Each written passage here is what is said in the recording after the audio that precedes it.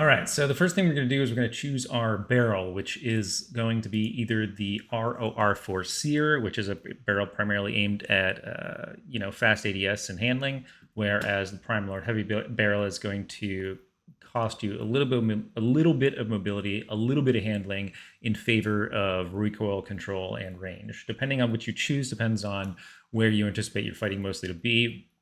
Be it either medium or long range. Obviously, the medium range is going to be the ROR4 Sphere, whereas the long range is going to be the Prime Lord Heavy Barrel. I have absolutely no idea why the Creo 6 match is even really in the game, but I suspect it has something to do with the fact that rumors circulating that Modern Warfare 3 was an incredibly rushed game, and maybe the developers just felt that they needed to add something in and didn't really have a lot of time to think about it. As far as the HDL 92 is concerned, I didn't even really bother to unlock this yet because serious players don't actually use underhand grenade launchers to begin with. Next, we're going to go with our barrel attachment. That's going to be either the monolithic suppressor or the broadhead 3DP. If you were there for the original Warzone, and if you were there for the original remake of Modern Warfare, you probably are going to recall the monolithic suppressor, and it was pretty much a de facto attachment in the event that you used a silencer. And as 90% of players that played the original Warzone originally used silencers in their weapons, the monolithic was almost the default choice. I can tell you that in terms of the ADS penalty between this and the broadhead, the weapon is much snappier. If you choose the monolithic suppressor, you're just going to have a little bit more of a time handling your recoil. If you have a little bit of difficulty with recoil, definitely go with the broadhead 3DP, as it does help you in that department, and although you do take a little bit of an ADS hit. All right, so for our next attachment, we're going to do is we're going to go with the VX Pineapple. I feel like as far as assault rifles go, and as far as long-range weapons go, especially or long to medium-range weapons, VX Pineapple is pretty much the default underbarrel attachment, as it helps with the recoil the most out of all the other attachments. If you are one of those players that favors mobility and favors a snappier ADS, you're probably going to go with either the Shark Fin 90 or the Agent Grip, depending on your playstyle. So for our last and final attachment, what we're going to do is we are going to equip the Holger Recoil Pad. I like having, I didn't really see the other attachment options as having too much of a benefit. It's making the gun drastically different. The only thing I might consider changing is going up to the 5.56 overpressured for just that tiny little bit of extra damage.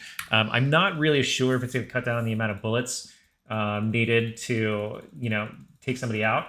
But I'm a big long range, engagement sort of person, and this gun requires a ton of precision when you are going long range. It is very much like a laser. It already starts off with a very minimal recoil, but if you can get that down as much as humanly possible, then I would go with the Holger Recoil Pad, because it just really has all upsides and almost no penalties whatsoever. There's a tiny little bit in the damage, but that's about it. As far as the other attachments go, I still don't really see why they even really put them in the game. You have the ULS Recoil Stock Pad, which, as you can see, basically offers a tiny little hair of an advantage on your ADS speed, but knocks back your recoil control a little bit. And then you have the Regency Stock Pad, which is going to increase your hip fire accuracy. But once again, this is like a medium to long range weapon, and so I'm not really sure why we'd be doing that in the first place. So we're just going to go with the Holger Recoil Pad, and that would conclude our build. So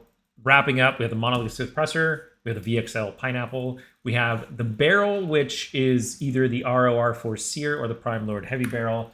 We have the VLK 4.0 Optic, which is a huge carryover from the original Warzone as well as Modern Warfare, and then we have the Holger Recoil Pad. And so the real question is the DM56, is that going to enter the Warzone and COD meta? I do think that it has a really good chance of doing so, although historically the odds are stacked against it, given that the only semi-automatic weapon that I can remember entering the meta was the DMR. That was back at the Cold War days, and the only reason why that gun went meta is because it was just so unbelievably broken, to the point where literally the entire game was running around the DMR. You had so little variety. The combo was the DMR with dual Diamatti pistols. But other than that, I haven't really seen anything enter the meta since in terms of semi-automatic. I do think that this weapon has a really good chance. Its drop-off, its damage drop-off during extremely long engagements is definitely gonna put off a lot of players. And the simple fact that it's not an automatic, it's not a true automatic weapon is going to put out a lot of players. So I think that it has a good chance of entering the meta, but I don't think that it will do so for a very long time.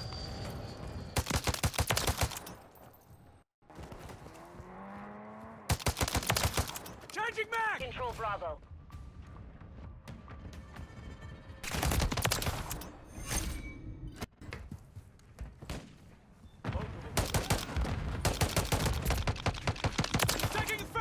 Close. We're losing Charlie.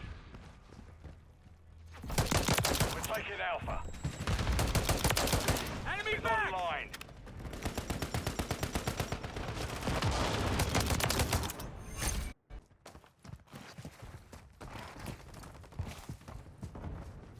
Enemy securing Charlie.